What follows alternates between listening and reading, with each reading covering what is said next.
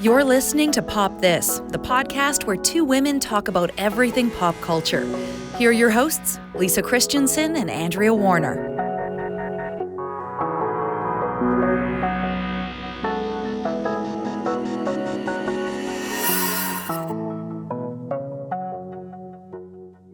So, what have you been up to? I've been in my home, with the exception of occasional visits to the grocery store and the liquor store and other stores necessary for living. That's all I've done in the last month. That's it. I have I did spend a tiny bit of time in an ER parking lot. So that, we'll get to that eventually. That was my big adventure this month, has been, just visiting a hospital and then trying. But you're always about the glamour, so. I'm always about glamour. Yes. Andrea Gin. So I've started eating food that's been like made up food from movies. And because how in Parasite they eat ramdon. Oh yeah. That's a big theme. And that was just like totally made up for the movie, but I was like, I could make that. And I bought it's chapaghetti and spicy seafood udon, which they have at my local store. And so I've been doing that, and I have a Battenberg cake from the Great British Bake Off that I saw in a store and I bought. Oh, I've never had that before. And I ordered the pineapple fruitcake from Cheer. You know how their town, okay. You know how their town is known for fruitcake? I ordered a fruitcake from their town. God. Oh, it's delicious. That's amazing. So it's my thing now. You make a good fruitcake though. I know, but this one has tropical fruit in it. That's their thing. What makes it special is that it has pineapple and mango in it. It's amazing. It makes sense because they're not from there. It's bizarre to me that a small town that has they don't really have any tropical vegetation. Is not at all, and they have no reason to have any kind of affiliation with fruitcake because I think that's a British thing. Yeah, I'm very confused. But now I am addicted to it. It comes in an amazing tin with a cowboy on it too. Oh, that's worth it. Well, now you'll just have to be like everyone else and make sourdough bread or banana bread and whatever else has caught on and made everyone's life weird. I made bread with beer last night. Nice. A honey glazed beer bread, and it's gone. Yeah. Yeah, for sure. I've made nothing, obviously, but Carlos has been cooking up a storm, and it has been fantastic. I'm ridiculously spoiled, and this is the life that we aspire to. I know that sounds very privileged, and it is, but our whole goal was always that I would earn enough money to make him a kept man, and so him being paid by his job to stay home has really given us a taste of a life that we aspire to. Yeah, it's all terrible for the world. This is a nice moment of respite for me. Yes. It is a very unusual way to live. And I think all of us try since we're going to talk about all the pop culture things we've been doing, as much as that's what we love to do anyway, there's a certain amount of it that has definitely been necessary to not give yourself too much of a chance to think beyond this day and this moment. Yeah, I think I try not to get too far ahead, and I try to completely not think at all about the future. Yeah, that's it. I don't know what that looks like. I don't have any ideas. I don't I'm can put myself into an incredible sadness, and I don't know what that could accomplish. And so every day has felt very, very like a new day, and we'll see if we get through this, and we'll watch the news and we'll see what happened, because I don't remember anything in my lifetime that the entire world was sharing in the same way. No, me neither. Yeah. I mean, people point to 9/11, but it was not the same. Not the same scale at all, no. No. No, I mean, I think you'd probably have to go back to World War II, probably. Yeah. Yeah. Yeah. To have something that everyone's involved in, and you don't know when it's going to end. You don't know when. Is it now at the worst? Are we getting better? Nobody knows anything at all. So, No, yeah. it's been really wild. Like today, actually, and so I know this episode won't come out for about 2 weeks, but today was the very first day where I woke up and genuinely felt good. Like, and it wasn't because I had a long sleep last night, but like today was the first day where I was like, well, I guess like I don't know. I'm just gonna accept that today is a day where I feel good. So I'm just gonna do as much as I can. Because I'm not gonna be like one of those productivity queens where I have to get a certain amount done. I've really slowed down substantially. And I'm again very lucky that I can work from home and I don't have to be like outside.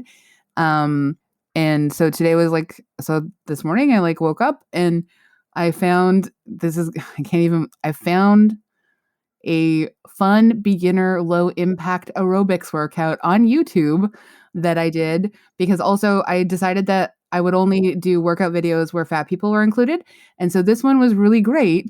And they had like the instructor wasn't fat, but they had one fat person as part of the team of like people doing the workout. And it was so great and so fun. And it was very like inclusive and encouraging. And it felt so nice to move. I have never said those words in my life. So this is where maybe this is a sign that I've fully cracked up. I don't know, but I'm choosing to like I'll check back. Don't worry. Well, no, like I felt like actually good this morning, and I was like, okay, let's try and embrace what feeling good looks like. And so like I did that. I answered emails. I like did professional things that I had to do. I also had a nap. It was great. All right then. So that concludes Pop This for this week.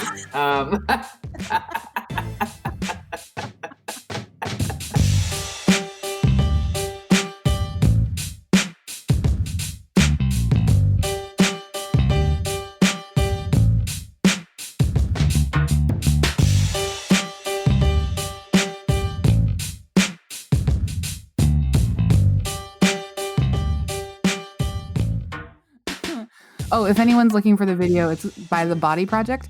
I haven't looked up to see whether they have any like ethical like things, or if they're bad or whatever, but all of their beginner videos at least included at least one fat person. So I was like, okay, I can do this. So anyway, give it a try if you want. But yeah, right. On that note, welcome to Pop This. Yes. I'm Lisa Christiansen. If I sound different, it's because I haven't been out house much in a month. I don't know if it's had any effect on how I sound or who I am yet. I guess we'll have to find out later. Well, you look great. You look good too. Yeah, I'm Andrea Warner. And I'm Andrea Gin. Yay! And we all wear lipstick and we can see each other. It's so exciting. This is our first time we've ever recorded from home. Yeah. So this is really exciting. This has been my dream for a long time. All of us have wine in our hands and microphones in our faces. And it's like it's such a nice time. Like this is our first time that we've recorded in quarantine. Yeah. Yeah. This is an interesting experience. I guess that's the other question we're all going to be wondering about is when we go back, if we go back to something, I don't know what that is. Does everyone want to go out again? I don't know. Are we just going to get really cocooned in, because I know like since we're talking about oddly trends that have already started in only a month, which is amazing. There's already a shorthand. I brought up some, short making, sourdough bread, banana bread, but also the Zoom meeting has become such a meme that even Saturday Night Live did their very first episode all from home as well recently. Yeah, I watched that. That was good. Well, yeah, and they of course made a joke about the Zoom meeting. So already that it's funny because I asked someone if they wanted to do one of those with a friend of mine who I was going to have a drink with, and she was like, "Oh, I can't do it tonight." And I was, "What?" And it was really funny. But what she said was, "I'm just not emotionally. I don't want to do it." Yeah. I don't, and I went, oh, yeah, I understand that, but it was weird. It was like a rejection of a thing that you didn't even have to go out for. Oh man, I hadn't thought about how this is all new ways of being rejected. I hadn't thought about that yet. But yeah, you're right. I tried not to take it personally. Yeah, of course. And I didn't really. And she just, it was fair. She just like, I've been in the house for 3 weeks. I'm going to have to put some makeup on. I'm going to have to think of talking to another person. I'm going to have conversations. I haven't done that in 3 weeks and I don't feel like doing it. Good night. I'm going to bed. I'm like, it's 5. Yeah. And she went to bed.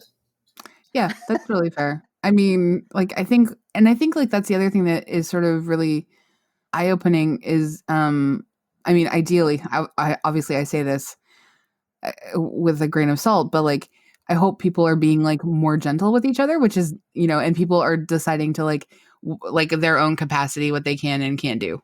Yeah, I think so too. And I also notice, because we talk about pop culture, and I've noticed that my kind of tolerance for celebrity shenanigans is very low.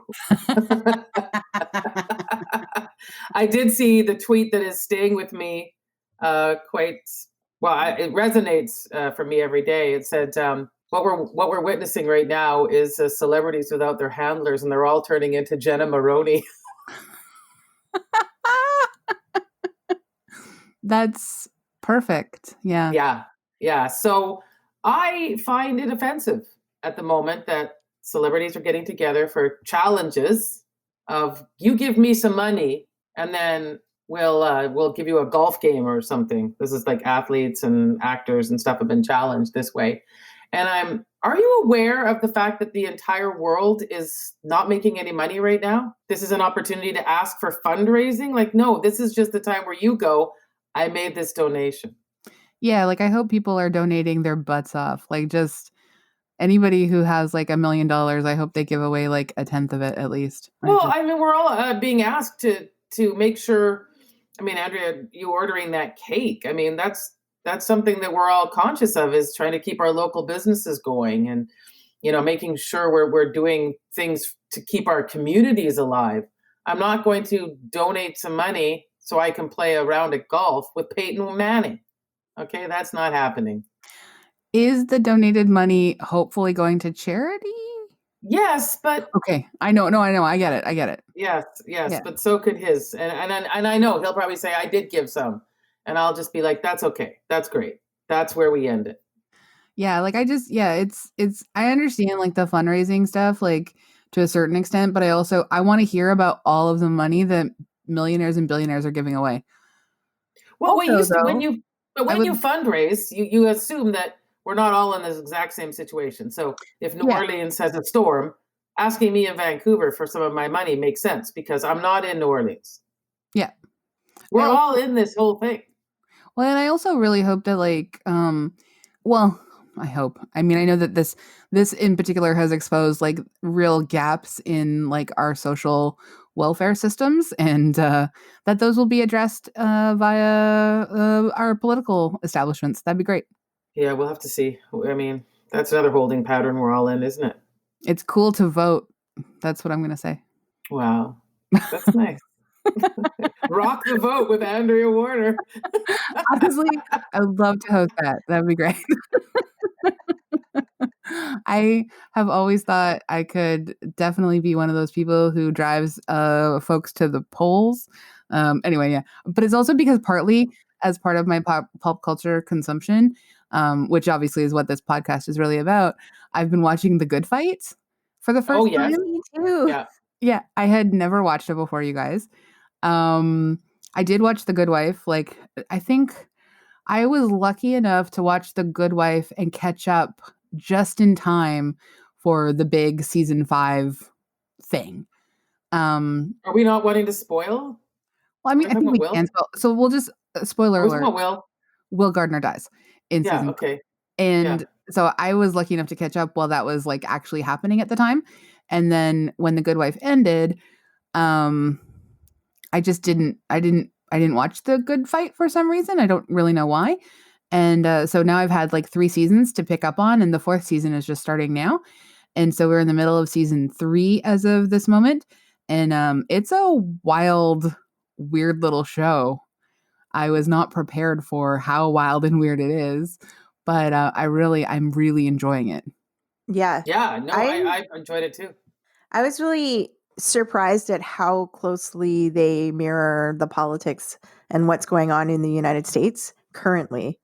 Like it's, Yeah. because the Good Wife wasn't as on Well, top of no. current events. I don't Well, think. to be fair, it started because of that governor that was having the affair, right? Yeah. So I mean, the And Good was Wife. exposed. So the same thing as the good fight is the genesis is that she lost all her money in like a Bernie Madoff scheme, right? Yeah, but I just like the Yeah. way in which they are talking constantly about Trump and also race has been really Mhm. fascinating to me.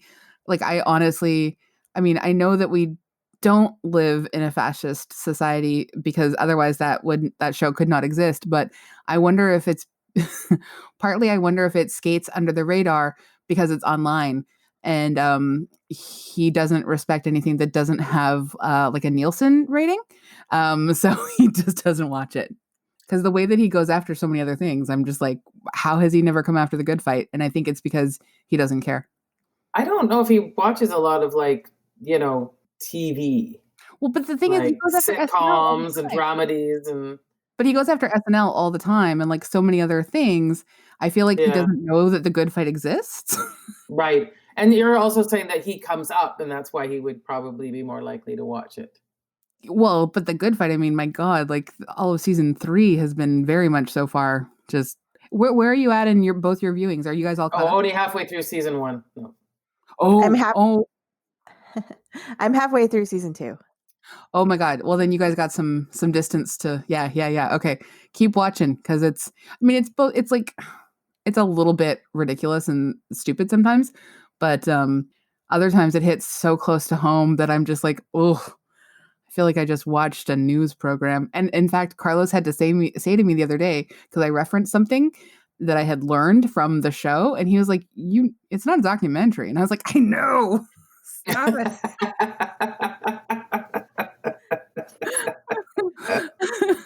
Might as well be. Really and truly. And one thing I will say, if anyone's up to season 3, this is not a spoiler for you guys.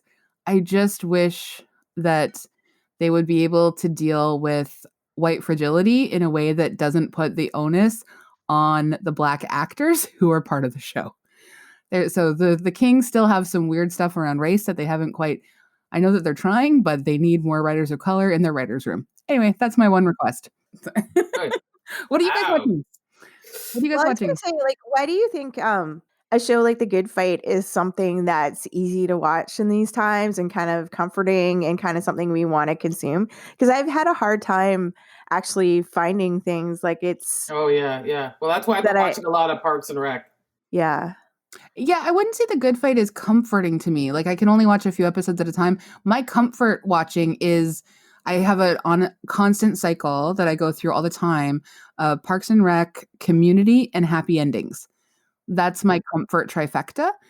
And so watching The Good Fight is very different for me than any of my. The Good Fight is comfort to me, and it's that glossy TV that I remember from the 90s and the 80s. Like, there was always an LA Law. Or or like ER, like an ensemble legal medical drama. Yeah, like you always need to be in one. It's the same sort of way at the end of a Grey's Anatomy. You're like, that was terrifying. I mean, yeah, people were like brutally killed in that, but you're like, yeah, but it was nice to see Meredith, and Derek finally get together. So, well, and you do begin to care about people so much. Like the other thing that I'm watching that you both probably know about because we've had my grandma living with us throughout the whole isolation is she and I've been watching Dexter, and it's that's an odd choice. It's my second time. It's her first time. Well, she loves true crime, and I know it's not true crime. But there wasn't enough quality true crime stuff that she and I could watch consistently over the course of like what I thought would be like a long duration. And I thought she might kind of enjoy Dexter. And she has begun to after the first season, she started to very much enjoy it. She had to get through that first season first though. And now we're all the way up to like the end of season 7. Oh Like my god, we've that's a we've lot. really gone some distance. And yeah, like we skipped most of season 5 because it's too much of sexual violence and neither of us want that in our lives. But we went right to season 6 and yeah, so that's been like one of the other like, but I've got a whole list. It's embarrassing actually. When I made my list, you guys, it's long. And I know Of all that just like TV or well, movies? TV, film, and podcast, and then only one Uh-huh. because I can't read books right now. I'm reading too many articles and I'm reading too much news and stuff, but I can't really Yeah. dig into a book. Which Yeah. sucks. Well, I am in The Goldfinch Oh by wow. Donna Tartt. And I know this because I checked because it's a big book, so it's 768 pages. Yeah, like you And could so club somebody. yeah, it's been a very big commitment, and it's been an up and down kind of feeling. But now I am just about at page 600. Ooh. Yeah, so I have been spending big chunks of time reading because I do realize that, you have to just give like 2 hours to feel like you're in the story when you're reading. So I've been doing that. When I'm not doing that, I've been watching a British procedural called Line of Duty. Oh yeah. So here's a tale of woe for Lisa. So I finished watching season 1. Everyone kept our good friend Stephen Schelling, who like me Yeah. likes these British murder procedurals, Yep. suggested Line of Duty, and I was like, all right, now I'm ready. Got the time. I get through season 1. I'm like, that was good. So I'm halfway through season 2. Sit down to watch Netflix. It's disappeared. I Google it. There was a rights issue. They pulled it. I, of course, did like most people, went to Twitter to express my sadness. And luckily, one of my followers said, hey, have you tried Acorn TV? This is this British streaming service.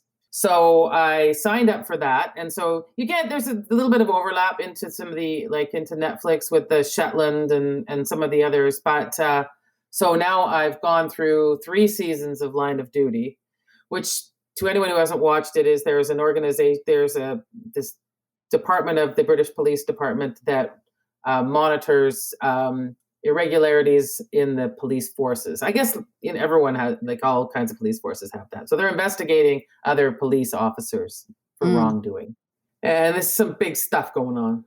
Yeah. It's alarming. It's alarming, the crime that goes on within. Anyway, I have now gone through that. That got to be very upsetting. So then I go over to Parks and Rec, little palate cleanser. Yep. And I watched all of the last season of Curb Your Enthusiasm, which I just thought was perfect.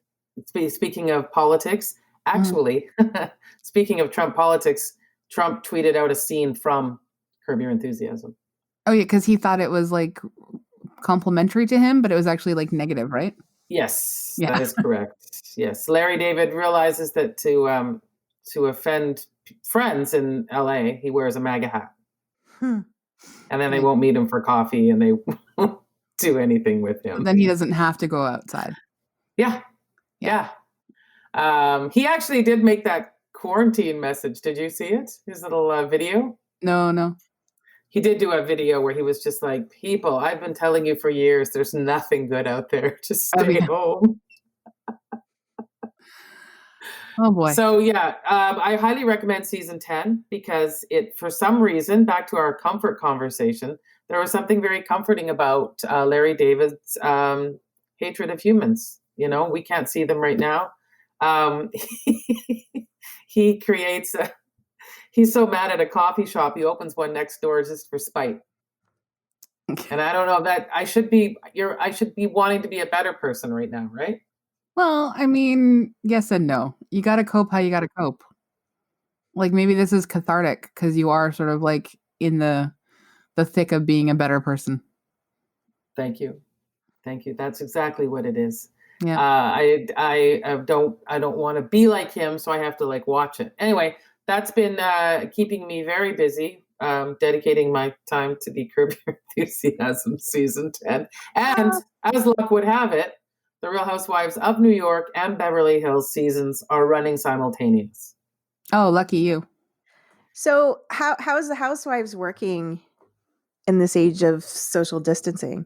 Well, this season was already filmed a year ago. So it actually does already weirdly feel nostalgic. They're in New York at Fashion Week, and well, that's not happening. So it feels kind of odd. We have some new characters. We do have an African American woman on the Real Housewives of Beverly Hills. So that's a first. That's a for first? everybody. Yes. Wow. But welcome to 2020, Real Housewives. Yeah, there is the franchise of Atlanta. I think sure, but I'm just saying it's just on the other ones it hasn't been great. No. That's So so that's new this season for those of you not watching the Real Housewives of Beverly Hills like me. No, I am watching it. I would also suggest, as I have recommended before, that the Hey You streaming service coming in at $5 to $6 a month. Every reality show that's ever been on Bravo.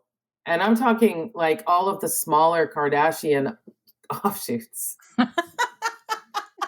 If you missed Rob and China, if you missed, Chloe and Lamar, that's all there.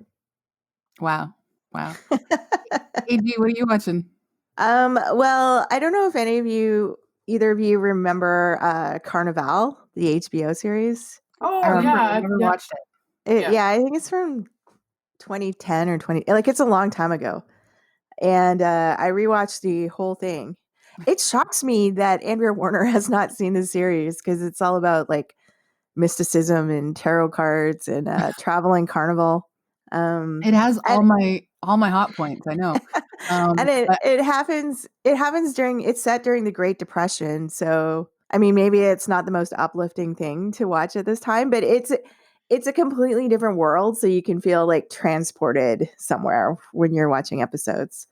But yeah, I just love it. I love the art direction for it. And the story is great. And, then you get to feel angry and sad at the end of season 2, when you realize that they never got renewed. And it's unjust. You feel like, you're angry about that injustice all over again when you get to the end of season 2. That is an injustice. I feel like also maybe watching a show about the Great Depression before we perhaps enter into a new one will be real like prep work for me. Well, if Carnival, you of all people need some skills, my friend. Like you, I mean, I have zero skills for the Great Depression. Zero. Nothing. Yeah, you do. Yeah, nothing. No, you're just gonna be floundering out there. Like, help me. Help me. I never learned soap making the way that I said I would. I'm okay at organizing stuff sometimes, and I'm okay at telling people what to do, but that's not great. No one wants that person around. No. Yeah, I'm trying to think of where that skill is going to really be. What we need is a bossy person. Anyone? They're going to kill me. They're just all going to kill me. So I don't know. It's some tough stuff, guys. I don't know what to do, but. And then the other thing, I was just like, I have been getting really sick and tired of trying to choose something because you just flip through all these services forever and it doesn't feel like I don't know. I just never feel like watching anything. And so I've started returning to cable TV a little bit and just going on like. Explain to us what that is again. It's where everything, like somebody else chooses what you watch for you. And when you watch it. Yeah, wow. And when you watch it. And it's sort of a curated list of television options. Yeah, it's this totally novel thing where it's just taken out of your hands and you don't have to sit there flipping through Netflix for half an hour before finding something. It's just what's on and you have to watch it because that's what's on. And it's like it's just like kind of a liberating feeling. Like I don't have to choose anything.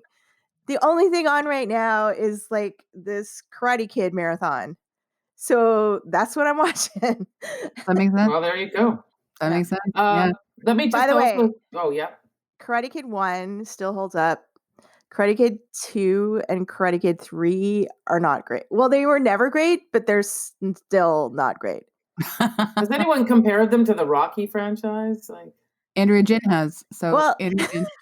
Funny you should ask because I'm I'm quite a fan of the Rocky franchise. Yeah, so am I. That one, not the Karate Kid though. Well, you know what's weird about rewatching it is that Ralph Macchio seems so young, and I don't know if it's because I'm getting older, but he seems like 12 or 13 in the movie, and like the woman Elizabeth, what's her Shue. name? Shue. She seems much older and mature than him in the movie, and she plays his romantic interest. It was kind of the same thing we were talking about in Titanic, where Kate Winslet seems a lot more mature than Leo when we look back on it.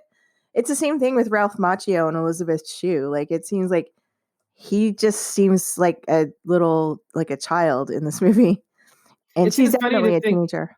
Elizabeth Shue will then end up in Cocktail with Tom Cruise. Is she in Cocktail? I've never seen Cocktail. I've never seen it either. I had no idea.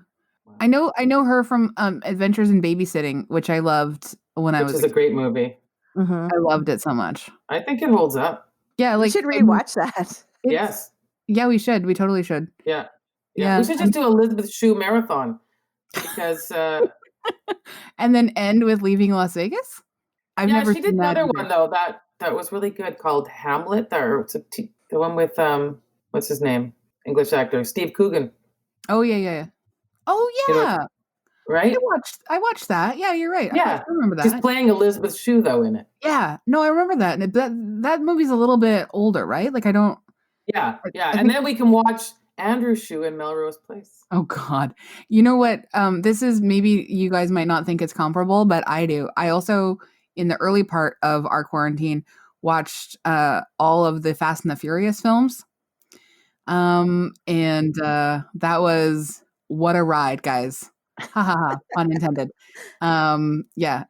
Like just a spectacular, strange feat, and I'm totally in. And it's weird, but I prefer, I can't even believe I'm going to say this, but I prefer Vin Diesel's Dom to The Rock's Hobbs. I know. I have no thoughts on that because I don't know what you're talking about. I think I saw the end of one of them. I've only seen Hobbs and Shaw, and I love Hobbs just based on that one movie. I mean, yeah, in that movie, is that fun. Paul Walker or is that Vin Diesel? No, Hobbs and Shaw is the one with The Rock and Jason Statham. Oh, Statham. Yeah, and then Fast and the Furious has Vin Diesel and Paul Walker, and then The Rock and Jason Statham are introduced through Fast and the Furious. Okay, got that. Wow, look who's an expert on that franchise now. I could talk about it forever now, guys. I got a lot of thoughts. One other show I should mention that I've really been enjoying too, I forgot, ending of Schitt's Creek, which broke my heart. Oh my God. In Sweetness. It was so good. Oh my God, I love it so much. AG, are you caught up on like starting over? No. Okay. Okay, well then I didn't say anything. And also Better Call Saul. That's so good. And so this is season 5, I think, right now. But hold on. Andrea's also never seen Breaking Bad. Breaking Bad. So do you think that she could watch Better Call Saul without having seen Breaking Bad? Well, it's only now. Yeah, I definitely think that. Yeah, it stands alone. Because I don't have any interest in Breaking Bad, but I would watch Better Call Saul. But yeah, I don't think you need to. I mean, you get enough flashbacks in Better Call Saul to know that in Breaking Bad, he is the lawyer. He is Walter White's shady lawyer. Mm-hmm. And then Better Call Saul is his backstory. Yeah, that makes sense. And I like these sort of prequels and sequels and stuff where we take like one of the other characters. Like I very much enjoyed Frasier after Cheers ended. Yeah, that's a good example. Yeah. And they're very different shows too. Yeah. Yeah, but they both stand on their own and like they're doing great work.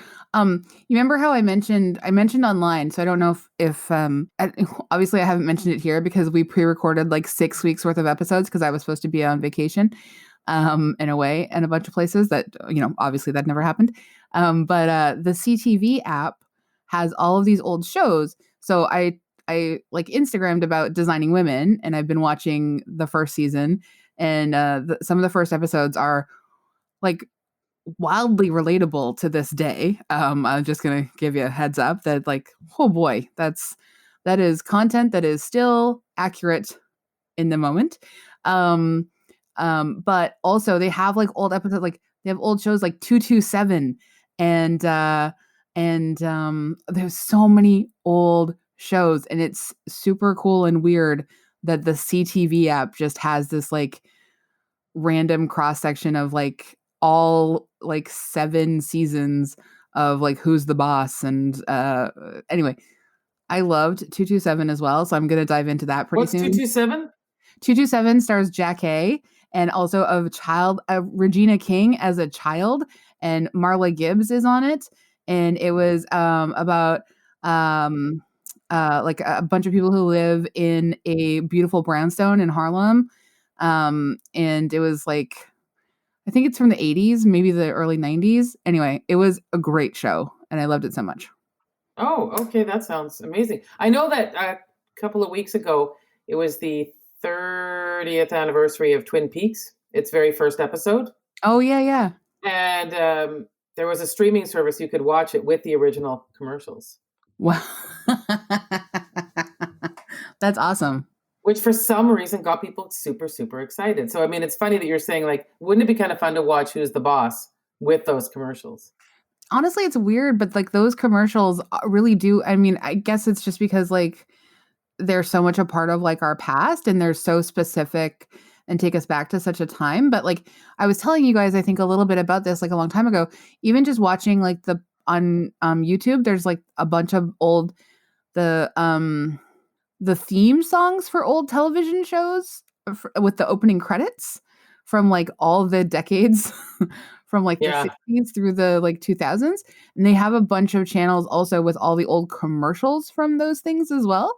Also on the CTV app, this is important, Heart to Heart. Oh, Stephanie Powers and Robert Reiner. Yeah. Oh, I love that show. I loved that show as well. Anyway, sorry. That's a great show. Yeah. Do they have Beauty and the Beast? Do they have Beauty and the Beast? I haven't found Beauty and the Beast yet, but honestly, as soon as we find that, we're doing that. Do they have moonlighting? They do not have moonlighting as far as I know.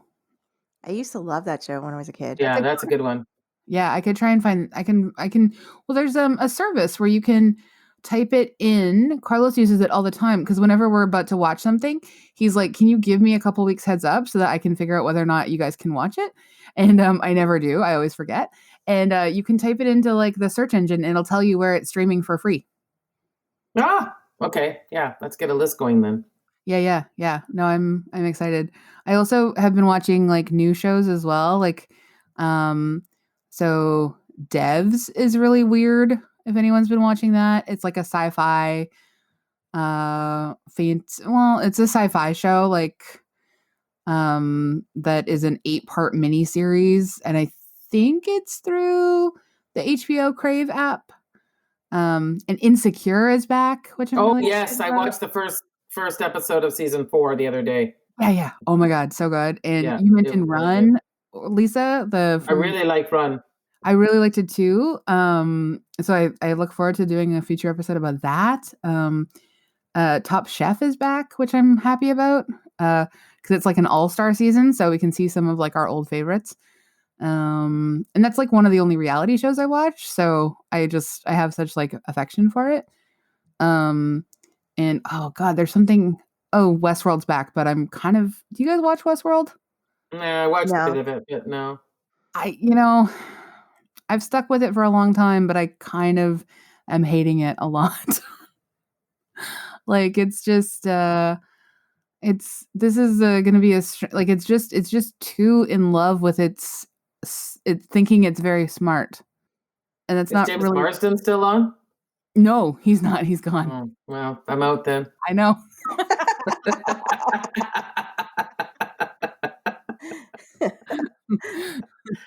I know that the second season of Dead to Me is coming out. So that's on the May 4th or something. So while I am excited, there will be no more James Marsden. Yeah, that'll be weird. That'll be really weird. Are we sure he's dead? He looked pretty dead in that pool, didn't he? Dead in the finale, like. But also Killing Eve season 3 is back. Yes, it is. I haven't seen it streaming here yet, though. I don't know on Crave or anything, but she looked dead at the end of season 2. Yeah. Exactly. So you're right. She's super not. She's very, very not. Yeah. Can you imagine?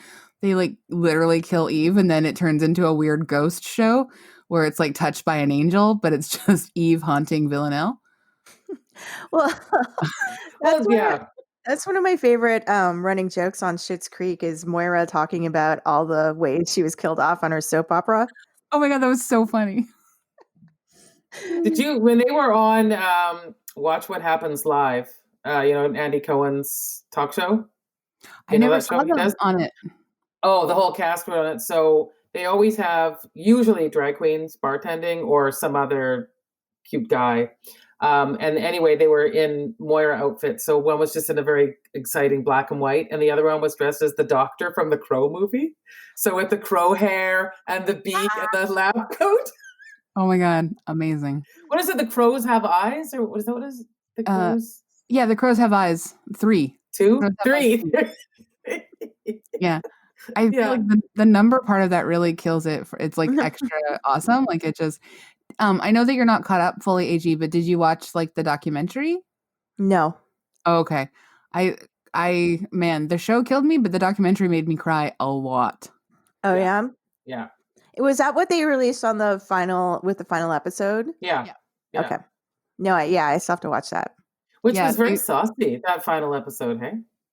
Oh, it's so saucy, and I love it so much. I feel like they saved up all their just like, we can do anything we want. And I like so much the way that they talk about, and I think like Dan has talked about this in interviews, is just like that he and like Eugene have always made a show that they like, and they like they're not that interested in notes from other people.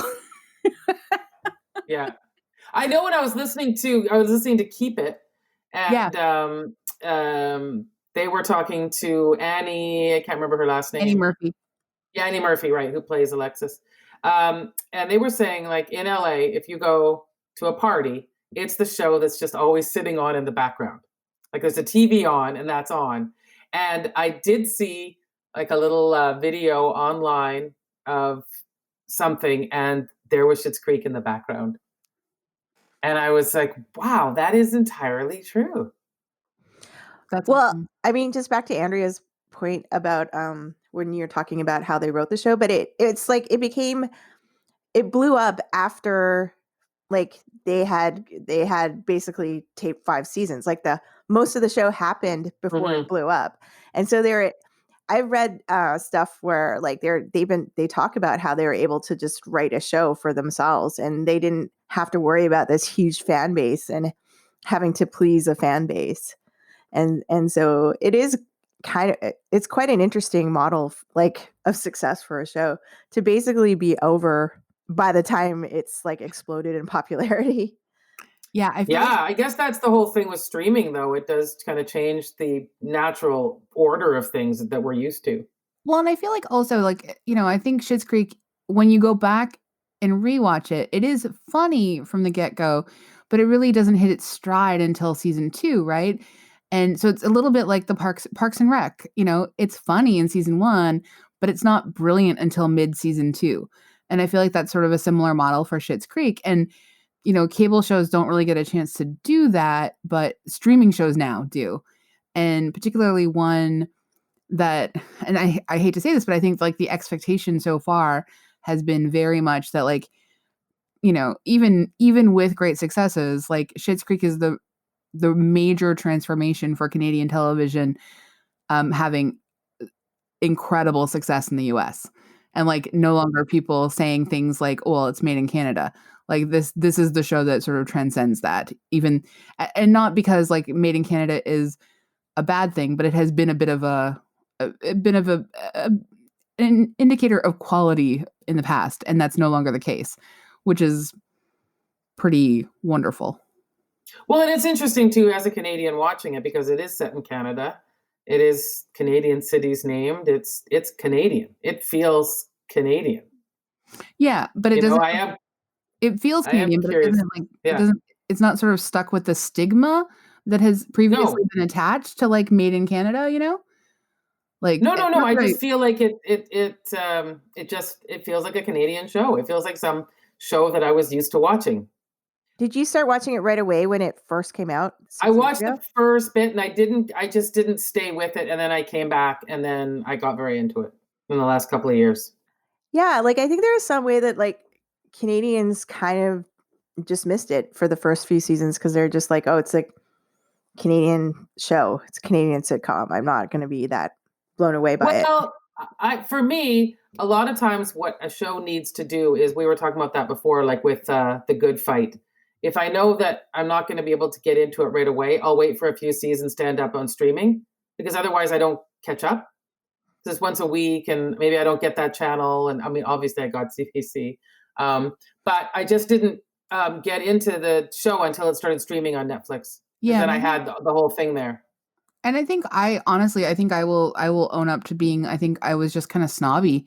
Like at first I was like, this, you know, it looks like funny, but like, and I mean, I love Eugene. I love Levy. Eugene Levy and I love Catherine O'Hara, but I was like, I know it's going to be here for a while, so I don't need to sort of dive into it.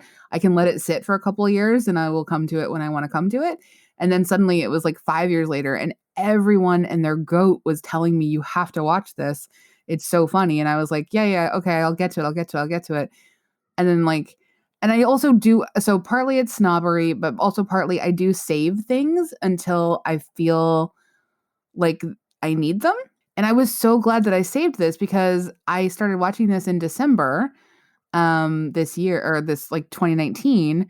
And then I was so sick in January and February. And that's when I finished it. And I was so grateful for something wonderfully funny and warm and heartfelt and sophisticated and smart, like, and also like, you know, kind of dumb sometimes too, which is great because my combination of like comedy is definitely dumb and smart. In one, I want one in each fist. That's what I want. Yeah.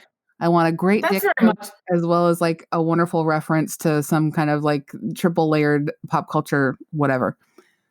And that's very much the recipe for happy endings, though. Community and Parks and Rec. yes, and probably the Good Place. Yes, a fist full of dick and then a fist full of like book references. That will be your screenplay memoir writing title. It sure will. Yeah. Oh my God. You know what's so like, so this quarantine has been like a little bit stressful, particularly in the last week, because last week we had to take grandma to the hospital, and we had to go to the emergency room, and we thought she was having a heart attack. It turned out she had a partially collapsed lung and pneumonia, which triggered like a mild cardiac event. She's fine now. She's out of the hospital.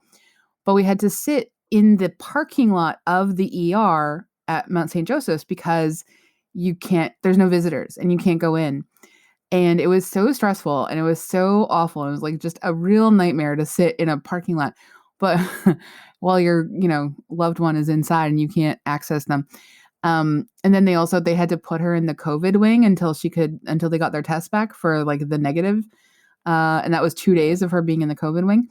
So that was a little stressful as well, especially because she's like so old and because she has lung problems already.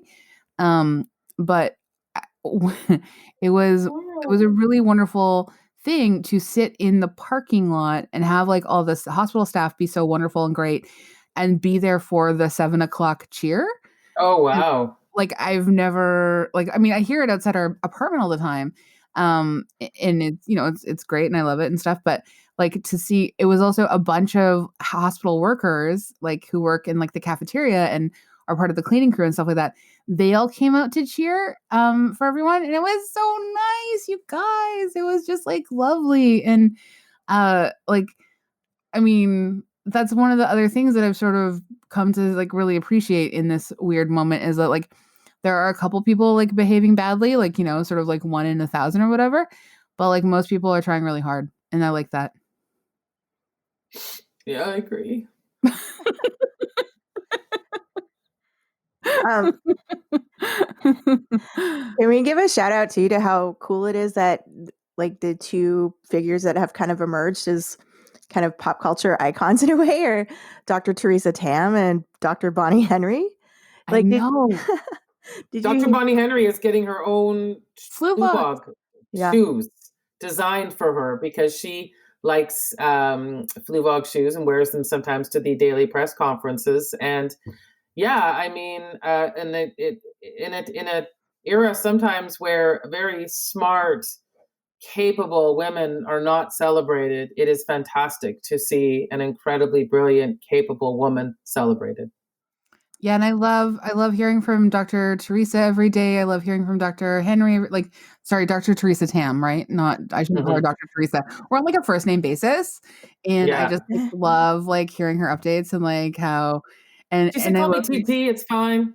Dr. T and Dr. B. I just love hearing from both of them, and it's like so great. But it is really it's a wonderful thing to just like have very like matter of fact people and competent people conveying really important information. Very grateful for that. Well, that's why I think partly, like, just going back to the beginning a little bit when we were talking about The Good Fight, is that I think it is comforting in a way because it's about a bunch of hyper competent women doing like the good fight. Like they're fighting on You're the right. good side, right? And You're right. Yeah. and there's something just comforting about seeing hyper competent women just do their jobs really well. You're totally right. Yeah. Yeah. And that is a comfort to me for sure. And that is like stuff I've definitely like been more interested. I mean, I'm always interested in that, but like it's been particularly important to me in the last like 5 weeks. Yeah. Yeah. I know it's and I don't want to get into that. I guess I get really upset when it becomes this sort of the hero we didn't know we needed. I'm just like, okay, this is a person doing their job properly. This is a person that is being capable and, as you said, matter of fact. And let's just, celebrate someone who is doing their job really, really well. And let's not make it into some kind of hero thing because that to me it's not necessary. Well, and I love people like honestly, I think like this sounds so weird, but like in our current culture, it's weird, but people who are accountable and responsible and competent have become sort of mythologized. Yeah, I know. Because And that is really, yeah. it's wild. It's wild. But I can understand it and I appreciate it. But like I also just am like, let us celebrate truly accountable, responsible adults. That's great. There we go. Truly like long live Dr. T and Dr. B. And also like everyone who gives us groceries and stuff. Thanks, guys. Yeah. Yeah. I mean, it is that 7 o'clock cheer is important too. And because I heard, because we're not spending any time talking to each other right now, unless you're inside your home talking to a family member, for a lot of healthcare workers or delivery people or any of these other frontline workers, they don't see people. And this is their way of hearing that it's appreciated. Yeah. And I also like I heard someone said something to me at one point, or maybe I saw it online, I don't know. All of it blurs together. They were like, "Why aren't we cheering for like janitors and stuff?" And I was like, "I think we are. Like this is We all are. Yeah. like Yeah. everyone who has to be at work and is Anyone on who's in a truck bringing the food to the supermarket, Yeah. anyone who's, yeah, My I friend agree. Yeah. my friend Michael, a bus driver. Yeah. Yeah, like everyone's doing their best. Mhm. Yeah. Well, what's So hold on. What Yeah. do you have you put any thought into what the first thing you're going to do is when we're allowed back out of our homes? Pedicure. I definitely look like I've got the feet of hobbits right now. I would love to get the roots done, fixed. I want to go out for a really nice dinner.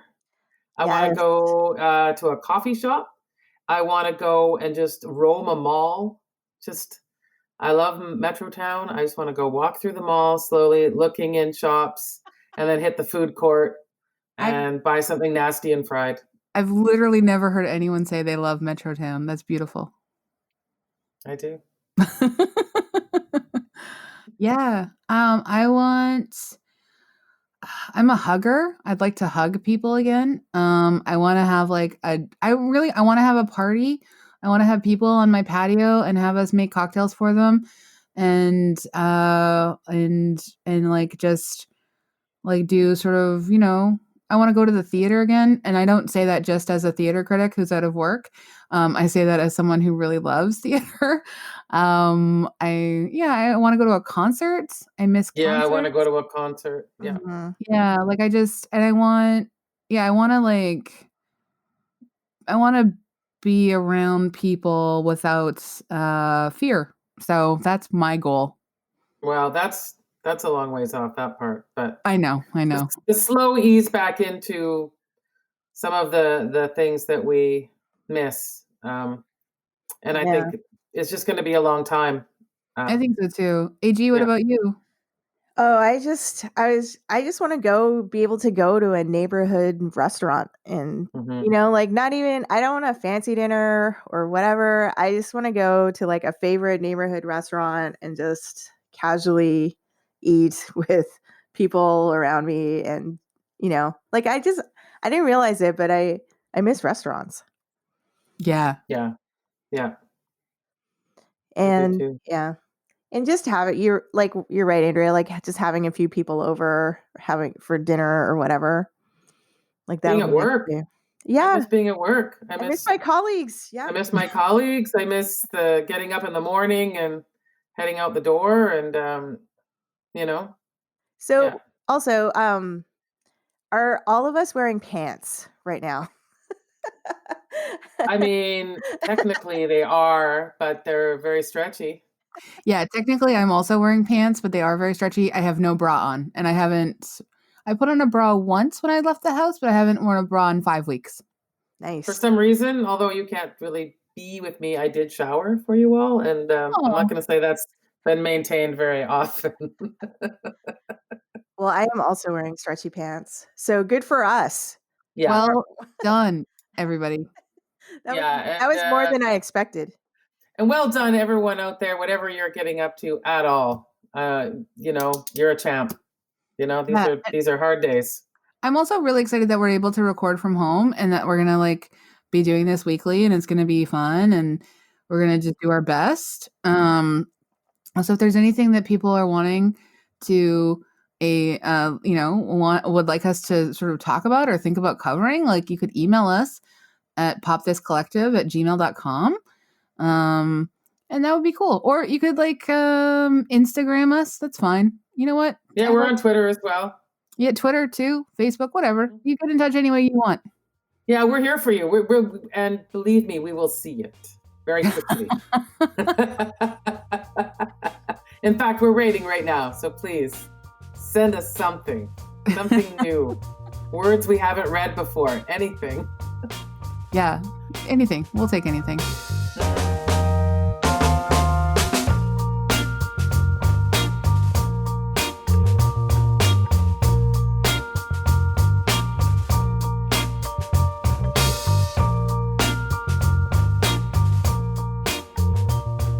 I mean, normally this is when Lisa says we record at the Vancouver Public Library, but we don't. We don't. We're Andrea Gin is our producer, and we are recording from our neighborhoods. Andrea and I only live a few blocks from each other. Andrea Warner and I, Andrea Gin, you're across the city. Yes. But it's nice to see your faces. Yes. It is. Yeah. It's like super dorky, but I hadn't heard Lisa's voice in like 3 weeks as of a couple weeks ago. And then we happened to be on the same, like, not that I couldn't just tune in, but I just wasn't thinking about it. But I hadn't heard your voice. And then I heard your voice when we were on like the same channel at the same time. And I burst into tears. It was embarrassing, frankly. But nice at the same time. But yeah, voices are really important. Yeah. But now we're back here once a week, so yeah. That's funny. I feel emotional sometimes when I hear Lisa on the radio too. See, nice. I mean, Yeah. you and I could just not talk to each other. Like maybe then you start to miss me? I don't know. I mean, people, our phones do work. It's not. We haven't been. It's like we forgot that we can actually make our phones call people. Oh my God. All right. Reminder to everyone out there that your phones work. Yep. Yeah, I would imagine now is a great time to start using them. Yeah. And I guess now we just say thank you to everyone. Thanks for listening, everyone. Thanks for listening. See you in a week.